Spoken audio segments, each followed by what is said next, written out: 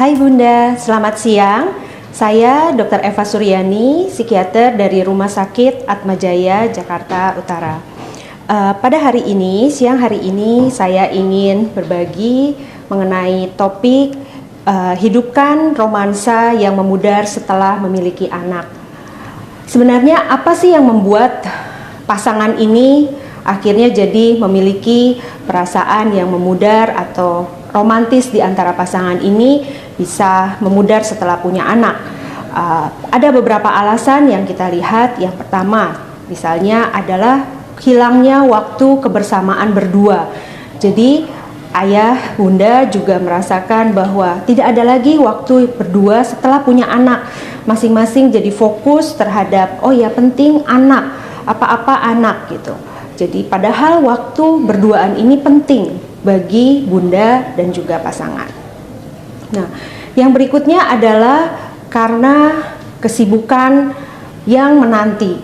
Jadi ayah dan bunda sudah fokus terhadap kesibukan masing-masing, apakah yang harus giliran jaga tidur, giliran tidur terbagi, anak susah tidur, akhirnya kelelahan secara fisik. Nah, karena lelah secara fisik ini, akhirnya bunda merasa enggan untuk bermesraan dengan pasangan. Hal yang lain lagi adalah juga karena bunda merasa bahwa kesibukan ini tiada berakhir, harus mengganti popok anak, menyusui. Nah, di sini penting bagaimana bunda bisa berbagi peran dengan pasangan, dengan suami.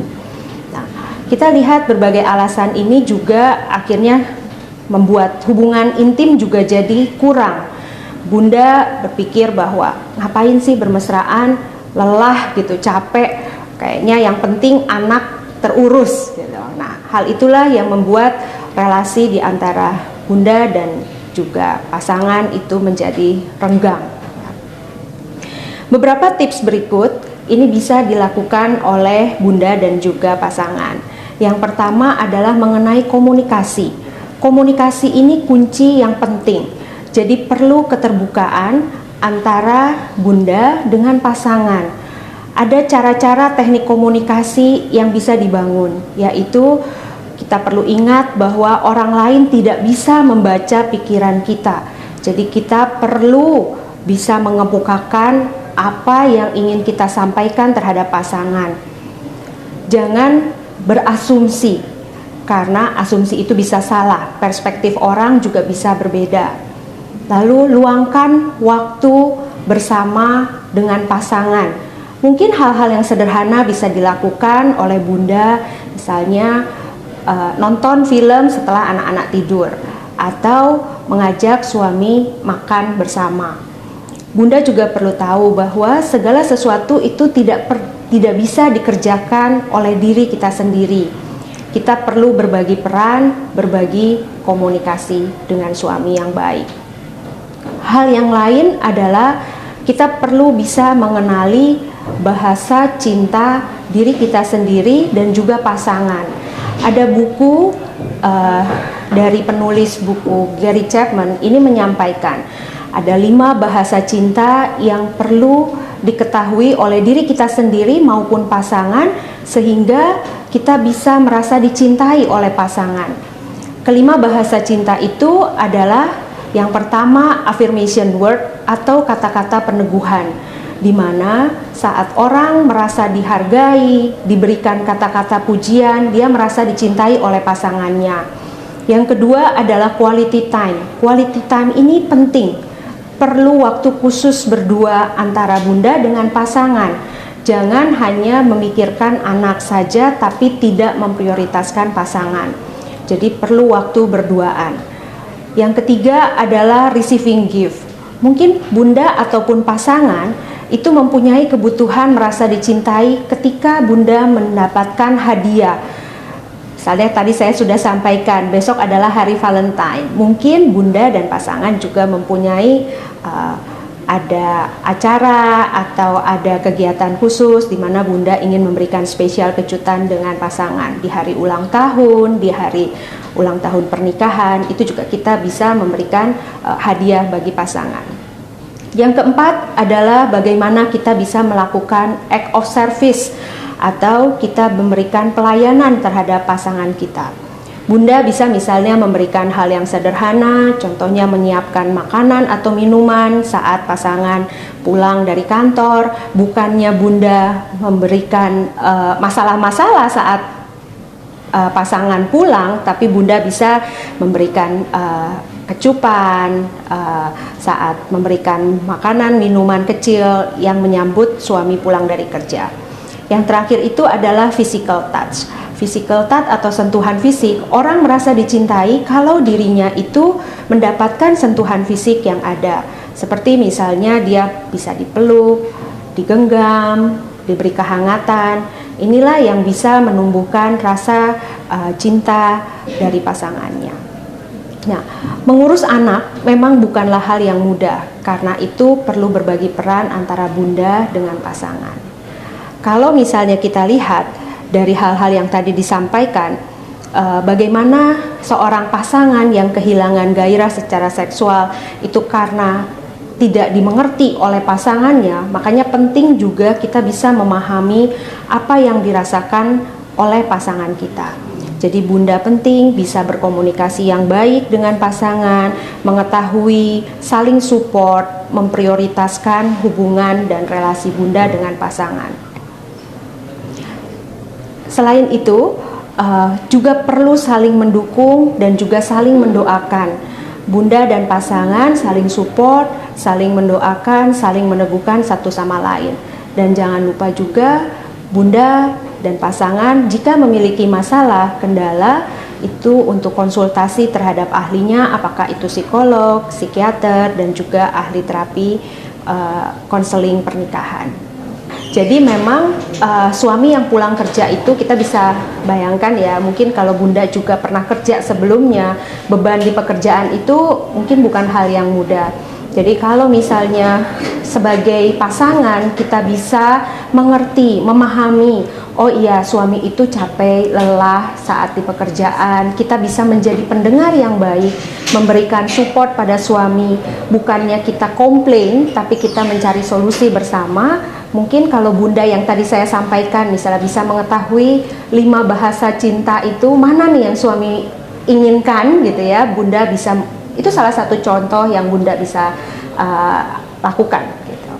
Kalau wanita karir juga suami bekerja, itu memang bukan hal yang mudah dalam hal mengurus anak. Pasti kedua-duanya juga merasa lelah secara fisik. Nah, kelelahan secara fisik ini juga bisa menimbulkan keengganan untuk berelasi secara intim atau mesra. Makanya perlu awareness dari masing-masing dan juga menyadari, oh iya sekarang kondisi udah berubah loh. Tadinya kita berduaan, sekarang sudah punya anak. Jadi perlu menyadari peran atau perubahan yang ada. Lalu kalau tidak bisa ditangani oleh berdua, sebenarnya tidak ada salahnya juga untuk mencari pertolongan yang lain. Misalnya ada pengasuh atau babysitter, adanya bantuan dari saudara misalnya, atau mertua atau ayah ibu kakek neneknya gitu ya. Jadi itu pun bisa diminta. Jadi memang sebenarnya pada masa pacaran pasti kan sebenarnya saling mengenal nih, saling melihat gitu ya, saling tahu. Tapi biasanya masa pacaran dengan masa setelah punya anak ada perbedaan juga ya. Nah, untuk bisa terus-menerus itu bisa diibaratkan misalnya tanaman lah ya gitu. Relasi itu seperti taman gitu ya, yang kalau misalnya disirami, dituai dengan pakai benih-benih yang baik, kalau ada rumput dicabut gitu ya. Nah, kalau seperti itu, relasi juga bisa berjalan dengan baik dan juga ya komunikasikan gitu loh. Kalau memang kurang intim, misalnya ada kebutuhan yang tidak terpenuhi, itu perlu disampaikan kepada baik bunda terhadap pasangan atau dari suami juga terhadap istrinya perlu bisa menyampaikan. Inisiatif itu tidak harus selalu datang dari suami. Kalau misalnya suami memang kurang inisiatif, istri juga bisa proaktif gitu. Dalam arti ya istri menyampaikan gitu loh, atau menanyakan juga kepada suami apa yang membuat suami ini kurang kedekat gitu ya, kurang dekat gitu. Karena kedekatan kan tidak harus selalu dari fisik, tapi istri juga bisa menjadi pendengar sehingga suami memahami, oh iya istri saya itu memahami loh kesulitan saya, kebutuhan saya gitu, sehingga bisa menjalin relasi yang lebih dekat. Relasi seksual ini sebenarnya barometer pernikahan juga. Jadi yang namanya orang bisa dekat secara fisik, kalau secara emosional juga orang merasa aman, merasa nyaman.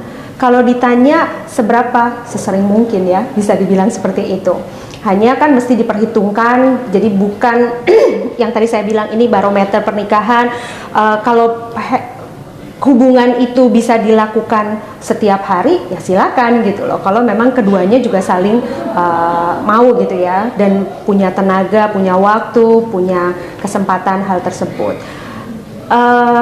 Relasi secara seksual ini memang memiliki dampak baik secara fisik maupun secara psikologis gitu. Karena kan tidak bisa dilakukan oleh semua orang, hanya pasangan suami istri gitu.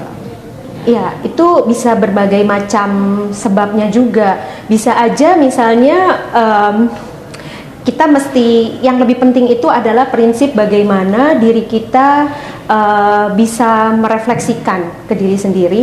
Jadi apakah suami saya itu misalnya saat mau pulang nggak mau berdekatan karena saya itu tidak menjaga penampilan saya misalnya, sehingga suami itu enggan, aduh kalau mau deket kok bau masakan ya gitu, tidak pernah membersihkan diri dengan baik misalnya. Jadi hal-hal seperti itu sebenarnya hal yang sederhana atau simple gitu ya, tapi karena kitanya tidak sadar, tidak aware terhadap hal tersebut, sehingga kita menganggap itu sebagai hal yang biasa gitu loh. Mungkin kita sebagai bunda bisa, misalnya nggak ada salahnya loh dandan cantik untuk suami misalnya gitu. Hal-hal seperti itu sih, jadi perlu refleksi dari diri sendiri. Kalau misalnya dilihat relasi yang tidak sehat itu misalnya tidak ada keterbukaan ya, lalu tidak saling percaya, hubungan yang sifatnya posesif gitu ya, menuntut pasangan untuk berubah, untuk mengikuti kemauan tanpa bisa memahami apa yang dirasakan oleh pasangan.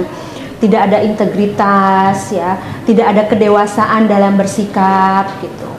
Cekcok setiap hari gitu. Nah, hal-hal seperti itu adalah hubungan yang tidak sehat. Keterbukaan itu penting, kayak misalnya dalam berbagai aspek ya. Ada soal misalnya keterbukaan tentang apa yang diinginkan, apa yang tidak diinginkan.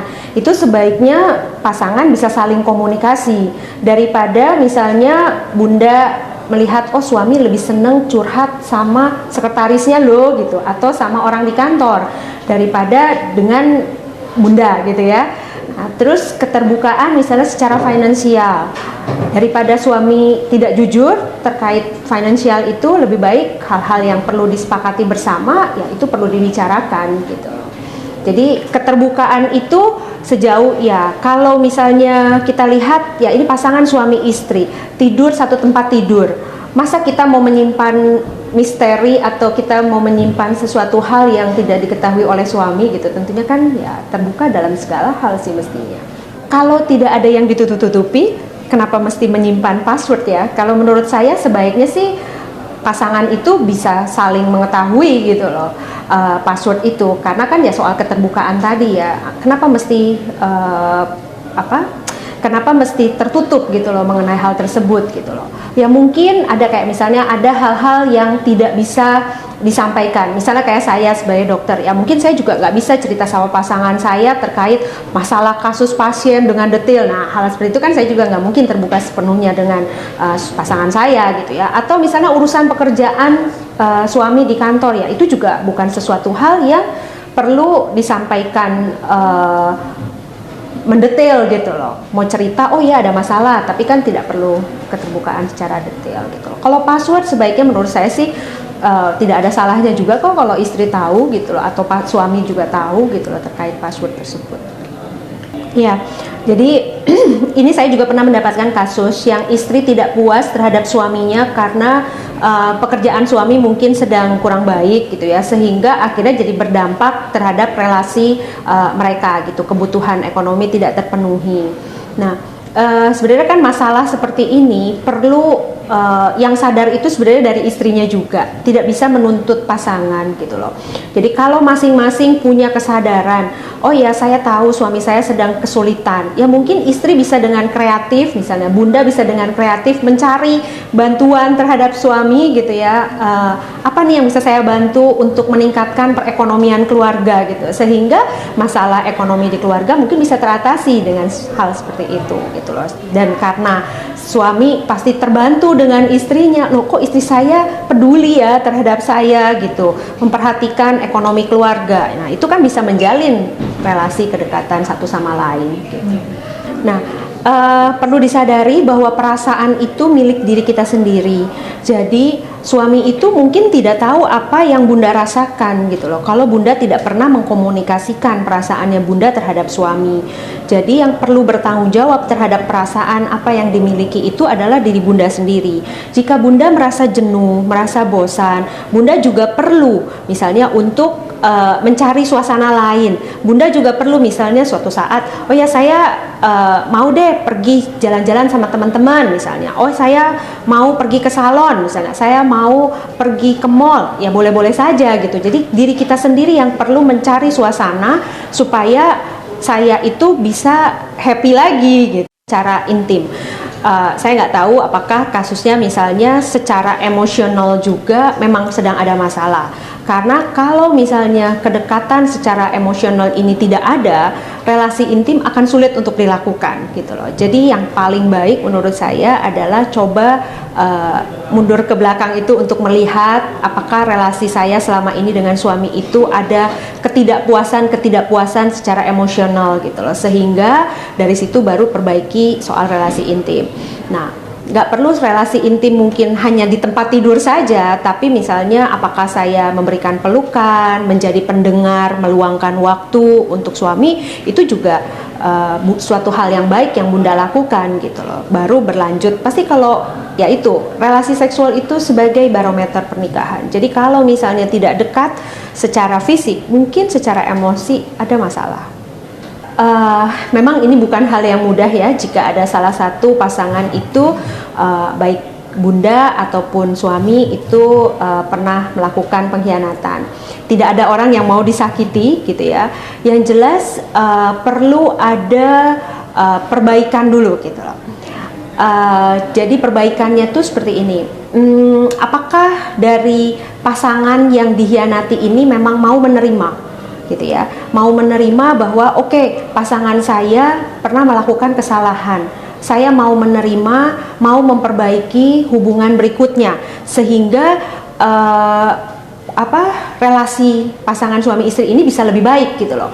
Kalau misalnya tidak ada kesadaran bahwa oke, memang ini adalah sesuatu hal yang sifatnya manusiawi, mungkin pasangan saya melakukan kesalahan lalu saya introspeksi, misalnya ternyata kesalahan ini juga apakah dipicu oleh diri saya sehingga terjadi perselingkuhan itu gitu ya.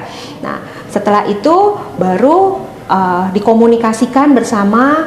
Kalau tidak bisa dikomunikasikan berdua, sebenarnya bisa datang ke ahli tadi gitu ya, misalnya ke konsultan pernikahan ataupun ke psikiater dan psikolog, sehingga nanti bisa diperbaiki luka tersebut gitu loh. Memang ini butuh waktu, butuh proses gitu ya, butuh kesepakatan bersama juga gitu loh, apakah memang relasi ini mau dilanjutkan atau tidak gitu. Suami diberi kesempatan, istri juga mau berubah gitu, sehingga relasi bisa lebih baik. Saya pernah mendapatkan kasus, jadi kebetulan kasus itu di-refer dari seorang dokter kebidanan kandungan. Pasangan ini baru menikah dan saat konsultasi mereka bilang secara emosional kami baik-baik aja dok, kami tidak punya masalah. Tapi saat suami mau melakukan hubungan, mau melakukan penetrasi terhadap istrinya, hal itu tidak bisa terjadi karena istri sangat kesakitan gitu ya. Lalu saat saya lakukan wawancara lagi, saya akhirnya mendapatkan bahwa ternyata istri ini punya luka trauma di masa lalu. Bukan luka secara hubungan intim, tapi istri ini punya masalah terkait bahwa dia merasa insecure atau tidak aman secara ekonomi gitu. Saat itu suaminya jobless gitu, dan dia juga mempunyai keluarga yang perempuan-perempuan ini atau bunda-bunda ini tuh lebih dominan yang mencari penghasilan dan lain-lain gitu loh. Nah, jadi kita bisa lihat di sini ternyata masalahnya bukan soal relasi seksual, tapi ternyata ada masalah yang lain gitu loh. Jadi perlu memang digali juga gitu loh, dilihat masalah apa gitu yang sampai membuat kedekatan ya secara waktu awal bilangnya seperti itu, kami baik-baik aja dok, hubungan kami tidak masalah.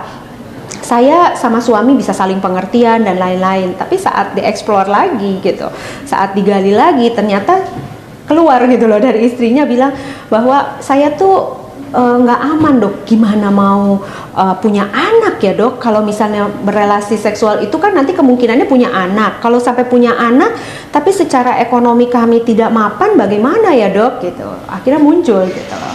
Jadi bisa seperti itu. Tapi hal tersebut bisa mempengaruhi rasa sakit saat penetrasi kan? Bisa, karena secara tidak sadar istri menolak gitu loh. Jadi itu mungkin saja dialami oleh seorang bunda gitu ya saat mau lakukan relasi seksual ya, karena kan kita manusia punya perasaan ya, kalau misalnya mau dilakukan bukan pekerjaan gitu ya, relasi seksual ini bukan suatu pekerjaan, tapi kan ini ya hal yang luhur dan mulia juga gitu loh terkait relasi seksual ini. Ya, memang sebaiknya anak memiliki ruangan tersendiri ya. Tapi bisa berbagai sebab juga akhirnya anak dan ayah bunda perlu satu ruangan. Sebaiknya relasi seksual saat dilakukan ya itu tidak dalam penglihatan anak gitu ya. Karena bisa jadi ada pemahaman yang keliru misalnya ya, anak karena belum waktunya untuk melihat hal tersebut gitu loh.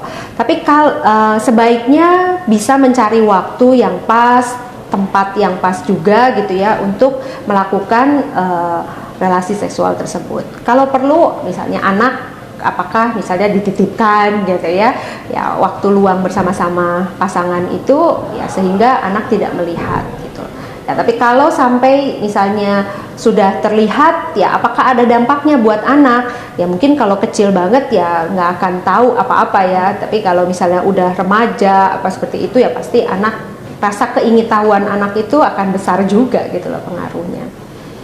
Untuk hubungan yang harmonis itu tadi sempat disampaikan juga terkait bagaimana bisa punya komunikasi yang baik atau keterbukaan antara suami dengan istri. Bunda dan ayah bunda ini perlu saling terbuka, saling percaya ya, kejujuran. Jadi tanda-tanda hubungan yang harmonis itu ya apakah bunda bisa menjalin komunikasi yang baik, yang akrab, intim dengan suami, tidak ada rasa curiga gitu ya, saling percaya satu sama lain, bisa berbagi beban, bisa berbagi keluh kesah, lalu ada sikap dewasa, tidak posesif gitu ya. Itu adalah ciri-ciri memprioritaskan hubungan gitu ya, sesibuk apapun dengan pekerjaan, dengan anak, tapi kalau hubungan yang harmonis tetap ayah bunda ini bisa dekat satu sama lain baik secara emosional maupun secara fisik. Ya, ini tidak terlepas memang dari kepribadian seseorang juga ya. Ada misalnya bunda yang senang humor, tapi ternyata sang suami itu tidak suka humor. Jadi kita memang perlu bisa ya mengetahui apa itu kebutuhan pasangan dan kebutuhan diri kita sendiri, sehingga saat berelasi atau berkomunikasi itu juga bisa sesuai dengan situasi dan kondisi gitu loh. Komunikasi yang baik tentunya kita tidak jadi menjadi asumsi gitu loh. Kalau misalnya saya tahu gitu, karena yang tadi saya katakan bahwa kita tidak bisa membaca pikiran orang lain, perspektif orang itu bisa berbeda-beda. Nah, pasangan suami istri ini perlu bisa mengkomunikasikan dengan suara yang halus, yang lembut gitu ya. Atau kebalikannya misalnya mungkin ini bukan cuma punya anak, tapi kalau udah di masa tua gitu ya, bisa aja misalnya seorang istri atau seorang suami sudah lebih duluan kurang daya dengar gitu kan, itu mungkin komunikasinya udah beda lagi juga gitu kan, mungkin perlu dengan suara lebih tinggi, lebih ya. Jadi masing-masing perlu tahu gitu loh kebutuhan komunikasi ini. Kalau misalnya sekarang menurut saya kita bisa juga memanfaatkan teknologi gitu ya. Tadi kan sempat ada pertanyaan terkait dengan teknologi juga.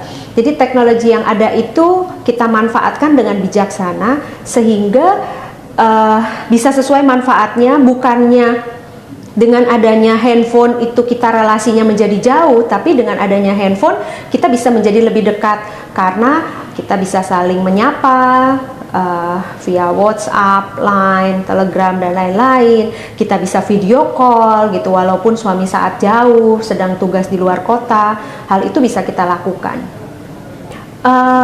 Tentunya kebutuhan bersama ya. Jadi tetap perlu antara suami dengan istri juga diberikan kebebasan yang bertanggung jawab gitu ya. Jadi misalnya suami juga tetap punya, misalnya kalau mau tabungan sendiri atau sang istri punya tabungan tersendiri, asal memanfaatkan itu untuk hal-hal yang bertanggung jawab. Yang terutama perlu dibicarakan bersama itu punya kesepakatan adalah terkait dengan pengeluaran bersama, misalnya untuk anak gitu ya, atau kebutuhan rumah tangga, kebutuhan sekolah anak, kebutuhan untuk sehari-hari mau makan, atau misalnya ada asisten rumah tangga dan lain-lain. Nah, kebutuhan-kebutuhan itu perlu dibicarakan bersama gitu loh. Penghasilan yang didapat berapa, lalu pengeluarannya berapa. Nah, hal itu mesti dibicarakan supaya tidak menjadi beban salah satu pihak gitu ya. Bisa baik, bisa tidak sebenarnya. Di zaman sekarang ini wanita juga bisa berkarir, apalagi dengan kemajuan teknologi sekarang. Saya juga lihat misalnya seorang ibu, walaupun dia ibu rumah tangga, tapi dia tetap mencari nafkah tuh, misalnya apakah dengan Grab online, Gojek online gitu ya. Jadi sebenarnya atau dengan shopping online seperti itu. Jadi punya usaha Tokopedia, Shopee dan lain-lain. Jadi menurut saya ya sebaiknya kalau memang itu mau sama-sama berkarir dengan cara apapun, ya itu bisa dikomunikasikan satu sama lain. Ini juga kasus yang saya juga suka ada dapat gitu ya di dalam praktek sehari-hari. Jadi istri yang mengeluh saat tidak bisa dekat dengan suami karena suami memikirkannya anak gitu, punya waktu luang pengennya untuk main dengan anak. Rasa cemburu itu sebenarnya sesuatu hal yang normal-normal saja ada gitu ya. Tapi istri juga perlu bisa mendalami gitu loh. Kenapa saya mesti cemburu dengan anak sendiri, dengan buah hati sendiri gitu loh. Buah hati bunda sendiri kenapa mesti dicemburuin gitu ya. Bunda perlu bisa belajar untuk mengkomunikasikan dengan pasangan. Ya mungkin dengan sambil di sela-sela bercanda, misalnya bilang, kok kenapa nih papi atau ayah, kenapa sama adik saja yang deket, kenapa sama anak saja yang deket, kan bunda juga mau dong gitu. Misalnya hal seperti itu bisa saja diungkapkan gitu loh. Mungkin suami juga berpikiran bahwa nggak apa-apa, saya deket kan sama anak, saya bukan deket sama wanita lain gitu. Suami bisa aja punya pandangan seperti itu gitu loh. Bunda perlu bisa menyampaikan terhadap ayah, terhadap pasangan bahwa saya pengen lo deket juga gitu. Kebutuhan itu perlu bunda sampaikan supaya suami tahu bahwa oh nih relasi udah mulai renggang nih ya gitu. Memang itu sesuatu hal yang wajar kalau misalnya bunda merasa aduh kok saya kayaknya bersalah ya, kenapa ninggalin anak demi berduaan dengan suami gitu ya. Tapi membangun relasi yang intim antara bunda dengan suami itu penting. Dan relasi yang baik antara bunda dengan suami itu akan berpengaruh atau berdampak juga dengan anak. Kalau relasi bunda dan suami itu tidak dekat, tidak akrab, itu bunda sikap terhadap anak akhirnya bisa jadi keras. Bisa ketidakpuasan bunda terhadap suami itu bisa terlampiaskan juga terhadap anak akhirnya gitu. Kalau ditanya tadi apakah berlibur ini merupakan solusi bagi bunda, ya bisa-bisa saja berlibur itu suatu solusi untuk bunda dan ayah untuk bisa menghidupkan romansa gitu loh. Ya LDR ini mungkin memang ya kalau terkait karena pekerjaan misalnya sehingga akhirnya jadi LDR, salah satu pihak pasti akan merasakan bebannya di satu sisi gitu ya. Itu memang suatu hal yang alami terjadi, tapi saat pasangan siapapun itu, apakah istri misalnya yang mendidik anak, tapi dia selalu mengkomunikasikan hal tersebut terhadap suaminya, misalnya perkembangan anaknya, lalu saat suaminya mempunyai waktu juga itu, misalnya dia akan bertanya pada istrinya, ada apa nih dengan adik, misalnya apa yang terjadi di rumah tangga gitu. Kepedulian suami itu sebenarnya bisa juga menjadi bentuk bisa meringankan beban sang istri gitu loh. Bunda akan merasa, oh iya ternyata suami saya juga peduli, bukan hanya soal memberi nafkah saja gitu ya. Kadang-kadang saat suami menyediakan diri untuk mendengarkan, oh nih anak hari ini misalnya ada suatu masalah kah misalnya, lalu bisa bercerita istri terhadap suaminya, itu juga sudah suatu beban yang jadi lebih ringan gitu loh buat sang bunda gitu loh. Jadi bagaimana bisa saling support satu sama lain walaupun jarak memisahkan, tapi bunda bisa berbagi peran juga tetap dengan suami dengan cara ya, salah satu caranya misalnya dengan menceritakan tadi, lalu suami mau mendengarkan, itu akhirnya bunda merasa tidak sendirian gitu loh, karena suami mau peduli terhadap hal apa yang dialami oleh bunda.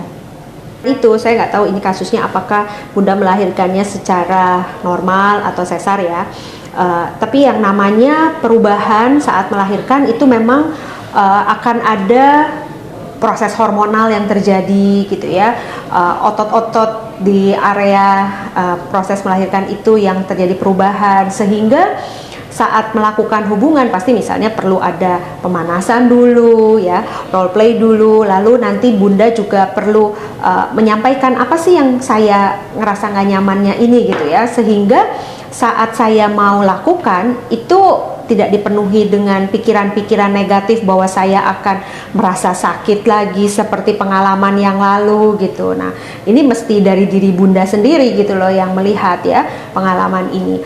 Kalau misalnya memang ternyata bunda masih tetap merasakan kesakitan-kesakitan, mungkin ada baiknya juga konsultasi gitu ya ke dokter kebidanan kandungan, misalnya melihat untuk apakah ada otot-otot di area sekitar itu yang memang bermasalah gitu. Atau bisa juga lakukan senam gitu ya, senam Kegel misalnya, itu juga bisa dilakukan untuk memperbaiki otot-otot ya pasca melahirkan. Kalau misalnya bunda melihat suami itu sikapnya acuh, bunda bisa coba tips yang tadi saya sampaikan tentang 5 bahasa cinta tadi. Bunda coba kenali misalnya apakah suami ada kebutuhan-kebutuhan suami yang belum kita penuhi gitu loh sebagai istri. Karena suami itu juga kalau terpenuhi kebutuhannya, biasanya orang lebih mau untuk berelasi yang akrab gitu loh. Jadi bunda perlu menggali misalnya apakah misalnya itu salah satu cara yang bisa dilakukan, misalnya dengan melihat, oh iya ternyata selama ini suami saya itu senang pujian, tapi saya sebagai istri nggak pernah muji loh gitu. Nah mungkin bunda bisa melakukan hal tersebut. Atau bisa juga lewat misalnya saya memberikan surprise kecil gitu loh sebelum saya menjalin hubungan yang akrab dengan suami ini, memberikan kode-kode misalnya. Bisa nggak usah dengan ungkapan bahwa oh saya mau ya berhubungan intim, tapi saya misalnya menyentuh, memeluk atau apa, sehingga hal itu kan bisa dilanjutkan ke proses selanjutnya. Kalau untuk terhadap pasangan, bahasa cinta itu perlu kita ya memang observasi ya. Kita melihat misalnya, oh suami saya saat mendapatkan hadiah dia sangat merasa senang gitu ekspresinya ya.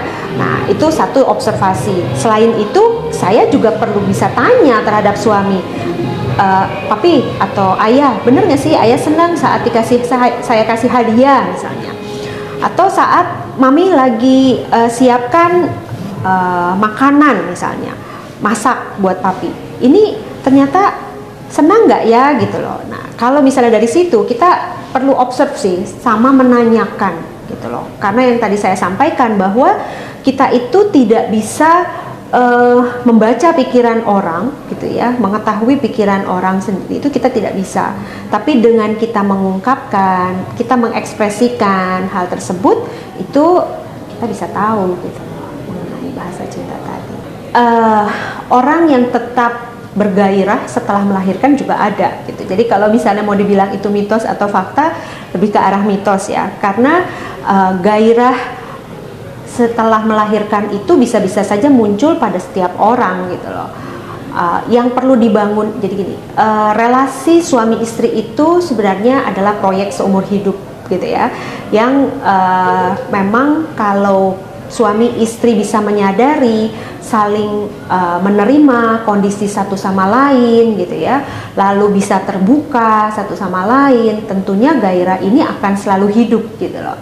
Yang tadi saya umpamakan misalnya seperti tanaman, kalau misalnya kita sirami, kita beri pupuk gitu ya, itu pasti akan menjadi tanaman yang hidup baik gitu loh, tumbuh subur gitu. Kalau misalnya kita mau ibaratkan nih relasi itu sebagai suatu tanam gitu.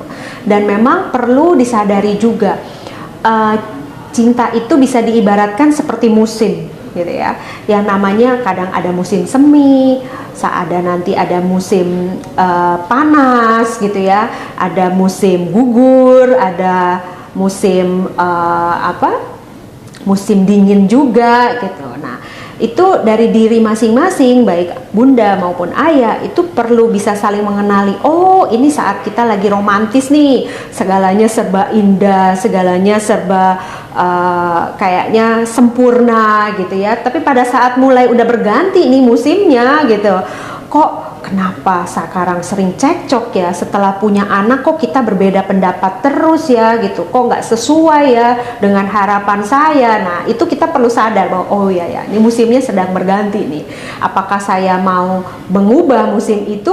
Ya tentunya perlu kesadaran dari pihak bunda maupun ayah gitu.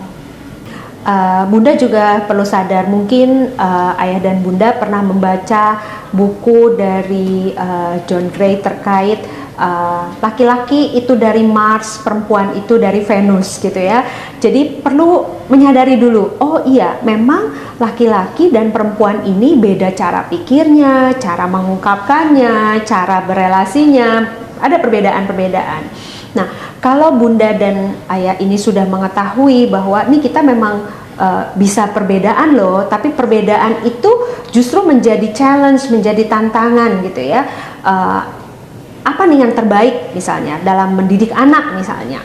Apa nih yang terbaik dalam membina rumah tangga, atau dalam misalnya keputusan mau membeli rumah atau secara ekonomi dan lain-lain gitu ya. Yang penting dari keduanya ini perlu saling mengungkapkan gitu loh, apa itu kelebihannya, cara pikirnya, perspektifnya yang mana gitu. Karena bisa persoalan yang ada tapi berbeda perspektif, lalu ini tetap bisa diputuskan yang terbaik gitu loh, sama-sama punya keinginan untuk mencari solusi bersama demi kebaikan rumah tangga bersama gitu loh.